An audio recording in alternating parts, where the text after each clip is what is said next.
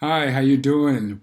Welcome back. Welcome back. Listen, we're continuing to talk about how to be a producer.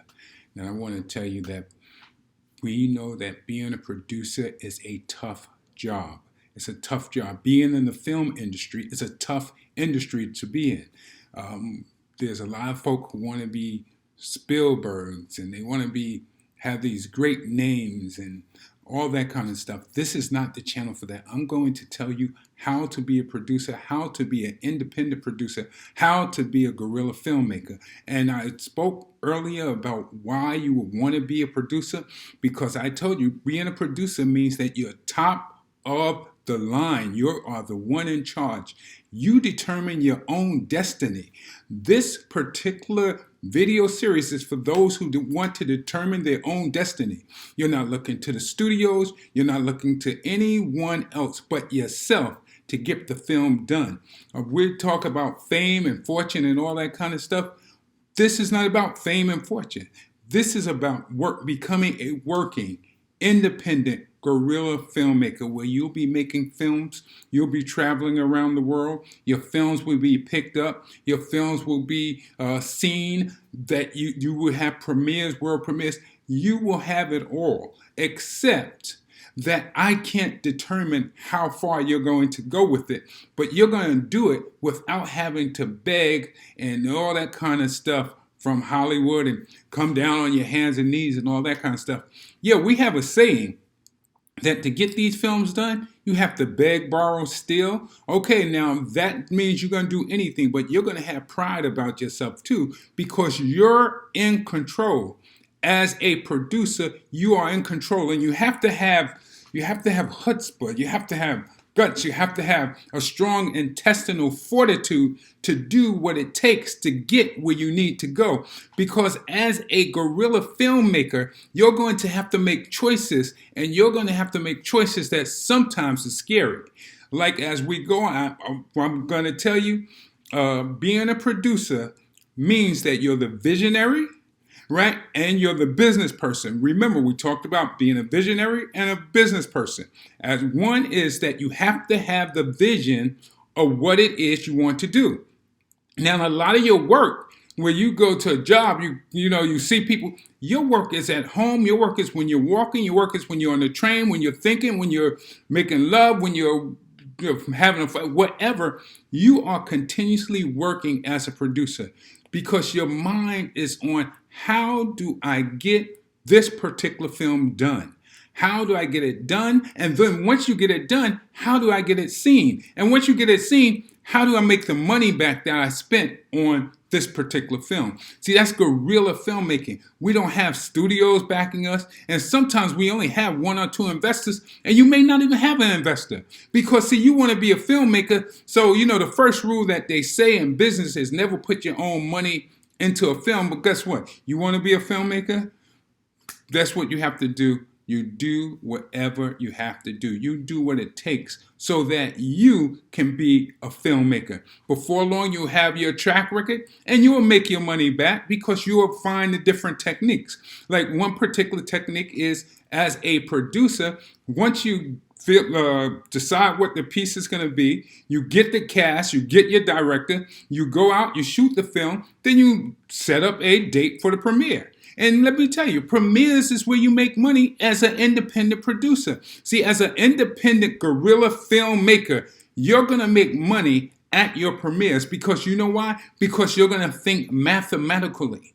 Mathematically, that if you have 100 people in your film, and as a guerrilla filmmaker, you should have 50 to 100 people in your film.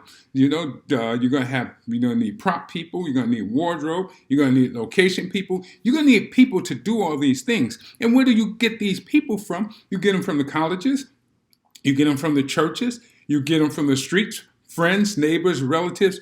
That's who you're going to get to help put this movie together. And then you get your actors. You go to the acting schools and say, hey, look, I'm doing an independent film. I'm doing a guerrilla film. And as I do this guerrilla film, I don't have any money, but I'm doing this guerrilla film. And so what you're going to do, you're going to go and you're going to see these people and talk to them, and you're going to get them to work with you because they love the arts and they love the business, they love the project. See, that's how you get guerrilla films done. You got to get people who really love it, who want to do it, not for fame and not for fortune, but they want to do it because this is something that's inside of them. And as a producer and as a person that is into film and stuff, if you don't love it, it's like taking a second breath, then you really shouldn't do it. You really shouldn't even venture into this. Go and do something else. I just want it to be a working thespian. That's all I want it to be. I wasn't thinking about fame, wasn't thinking about fortune. This was something I wanted to do and be. Now, maybe the fame may come, fortune may come, but that's not what I'm looking for. I'm looking to do this. And each time I do a film, I want that film to be better than the last one I have done. And I'm always going in with the mindset that the film that I'm about to do is going to be the best film of the year, of the century, of the decade, because it will be. Because I'm going to put my all into it, and I expect the people around me to put their all into it, and it's going to be 100%. So you are a producer. You set the pace. You set the tone. You're the one who everyone is going to be looking at. You're going to put out your own money, right? And you worked hard for your money. You're going to get investors, right? And you work hard for your investors. You go, you put your money in, and you come out with the best product by hiring the best people possible that can do this thing. And when I say hire means you give them a stipend. You give them a stipend and let them know that you appreciate them. Right now, here it is. Here is the math. You have 100 people in your film, meaning actors, writers, directors, creative people, right? And everybody should have the same mindset that they want this project to be the best. They want it to be as successful as it possibly can. Then what do? You throw a premiere, and you get everyone in your cast, your crew, you get everyone to agree to sell at least 10 tickets each. 10 tickets. Now, this is the thing. You're going to sell 10 tickets. 100 people selling 10 tickets comes out to 1,000 tickets. Now, this is what I want you to know. At 1,000 tickets, and you have the people that really want to, everybody can do 10 tickets. And we're talking 10 tickets, but we're not saying 10 tickets at $10, which would be $10,000. We're not saying at $20,000. This is your premiere. You have, when you go, you rent your little space, your community center, small independent film movie company, wherever you're going to have your premiere, you also make sure that you have a red carpet. That you have a red carpet and you have food. And with food, you have wine and alcohol. And you sell it during your premiere. Because remember what commercial films really are. Commercial films, they're there for two reasons. They're there to rent chairs and sell sugar. That's what they do. They rent seats and sell sugar, and that's what you are. That's where the movie theaters, that's where the majority of their profits come from. And so that's what you're going to do. When you have your premiere, you're going to have candy, you're going to have alcohol, you're going to have T-shirts. Everything is going to be there, right? And now we're talking about a big investment. No, we're not. Everything you can get on contingency basis. You can get it on a contingency basis because you have the people that's going to do it. So you have to have loyal people. You have to find loyal people. So you're a producer. You want to produce? That's what you got to produce. You have to produce the talent that's going to make this dream possible. So you're not really producing a film. You're producing a dream. You're not producing a movie. You're producing a career. You're not having actors. You have stars to be. And this is in the beginning, and these are the stages where you are cooking, right? Where you're beginning to cook, and everything is going to blossom from there. But you're in charge, and you have to know that your goal as the producer is to make sure that the film starts and the film finishes. Now, there's a lot of titles with producers. There's a lot of producing titles, right? There's associate producers, there's line producers, there's so on and so forth. We are small, not with a capital S. We're small only because we don't have as many as studios and the so-called independents, because independents for them, I mean, they could put $5 million together in the studio and say, hey, we're doing it. This is an independent movie. We're talking about independence where nobody has nothing and everybody sit down and say, you know what, we want to do a movie. And you come up with some way to do a movie, right? So as you're independent, but you're still going to do it. Now, so what you're going to do is once you get the money and you get the budget, and like I said, the money can be from your job. Your job. Get a job. Get a job, raise the money. When you get the money, quit the job if that's what you want to do, right? Or the job, but I'm not saying quit the job to make a living. I'm just saying if you got the job just to raise money for the film. But you still got to make a living. But this is what's going to happen. If you do this correctly, your first premiere, you're going to make about $50,000. You say, what? 50? You're going to make $50,000 in your first premiere. Look at the math that I just gave you. You're going to do your movie. You found people who are really, really into this. You have 100 people working, putting together this film. Actors, actors, directors, producers, staff, all of that.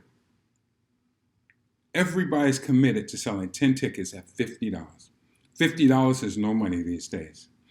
$50, but they're not going to spend $50 for a ticket to see a movie.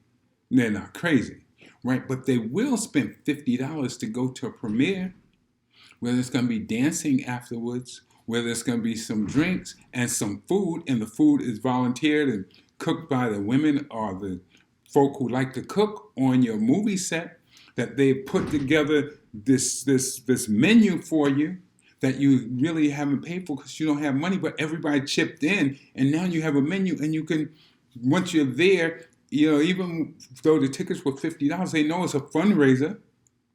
You're raising your money back, and you're going to sell the dinners for $5 or $10 a plate, depending, right? Because everybody wants you to be successful.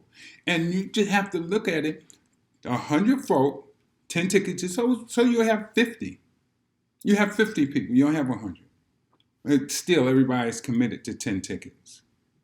That's the math. That's how simple it is. It's simple, but it's not easy. But you do this, I guarantee you, you do this 3 times a year, 3 times a year. Sometimes you won't make 100,000. Sometimes you won't make 50,000. But say you make 20,000 off each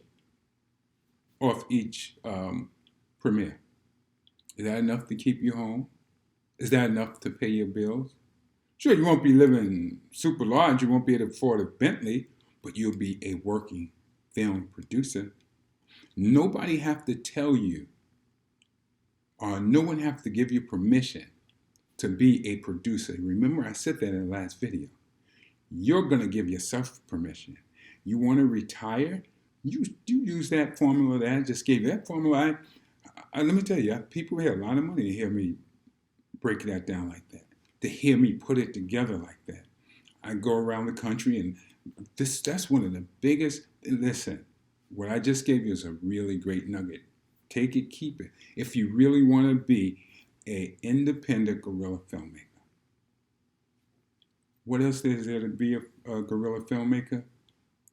You have to have the tenacity, you have to have the drive, you have to have the vision, and you have to be able to do the business. And the business is that when you have those folk that you go to them, hey, John, listen, we talk, and you let them know up front, John, we're going to do this movie. We're going to do this movie, John. I just need you to commit to 10 tickets for us. We're going to have a premiere, John. We're going to rent out a nice place, community center, church. We're going to show this film, right? And you may spend $5,000 for the rental, but the potential, what you can bring in, is just unlimited. And you're going to do that 3 times a year. You'll be retired from your job or resign from your job or whatever place it is, and you'll be making a decent income. as an independent guerrilla filmmaker. Guerrilla filmmakers, the biggest difference between independents and guerrillas is sometimes independents have money from other sources, studios, or whatever. You don't have any money or anything. You started out with nothing. And you're going to make something out of nothing. And that's what guerrilla filmmakers do. And no matter what hurdle gets in the way, no matter what trying to stand in your way, you're going to knock it down. Knock it down. You're not going to care about anything that tried to block you. Your mama, your girlfriend, your boyfriend, your whatever, both, whatever. Nothing is going to stop you because you're going to find that product, that film, that script that you really love that you're going to make, and you're not going to let nothing stop you. Listen, I'm past my time, almost double my time. Just want you to know, being a producer is where it's at. Remember the magic words that I told you in one of the last videos. The magic words is, I am a producer. And then you follow that, I will produce. And someone asks you, oh, you're a producer, what are you doing? What are you at? Well, I have various projects and various stages of production, because you're always going to have various projects at various stages of production. And the stages of production are pre-production. Pre-production is when you're really just thinking it through. And then you start mapping out your little outline, how you're going to get it done. Then you have production. That's when you're on the set, you're getting it done. Then you have post. You edit it, you put it together, and then you get it out there. Because you are doing films so that they can be seen.